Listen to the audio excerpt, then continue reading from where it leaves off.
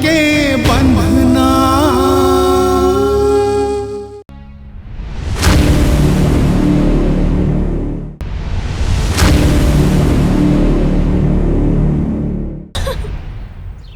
मोर घर के मान मर्यादा इज्जत सब जल के सुहा हो गया यार।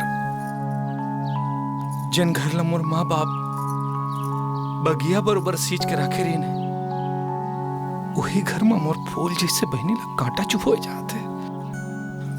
मोर मासूम भाई ऊपर अत्याचार करे जाते। तुमन तो मोला जीते जी मार डरे यार, जीते जी मार डरे। मोला माफ कर दे भाई, तोर माँ बाबूजी के वचन के आगू में मैं मजबूर रहे हूँ। तुम्हार जिंदगी में आए तूफान के वजह ले ओखर मन के जिंदगी तो उजड़ गे, पर ओ मन चाहत रहीन कि तय जहां भी रहे बस खुश रहे मोर भाई। गब्बर, माँ बाबूजी कहाँ है? मैं घर के रहता, मोर बहनी गोपी भाई तो दिखेस, लेकिन माँ बाबूजी नहीं दिखेस। मोर माँ बाबूजी कहाँ है गब्बर? गब्बर,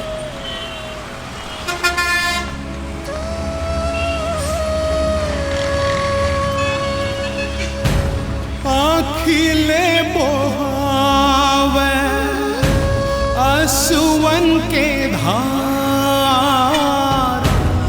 टूटे हावे हमर घर परिवार।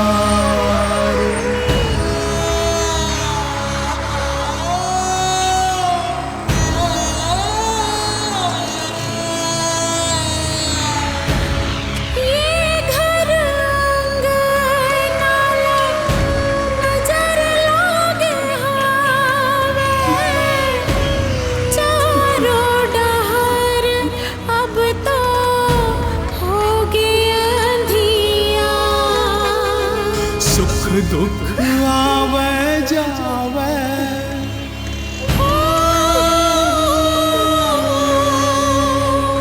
सुख दुख आवे जावे, हमला है ये कहना, ये जन्म नहीं सात जन्म नहीं, जन्म जन्म के बंधना, प्रेम के बंधना, प्रेम के बंधना, प्रेम के बंधना, प्रेम के बंधना। नहीं जाना कब ले बंधे,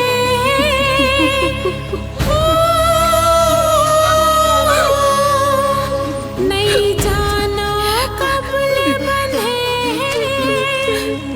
अमर माया के बंधना। ये जन्म नहीं सात जन्म नहीं, जन्म जन्म के है बंधना, प्रेम के बंधना, प्रेम के बंधना, प्रेम के बंधना, बाबूजी, बाबूजी। प्रेम के बंधना।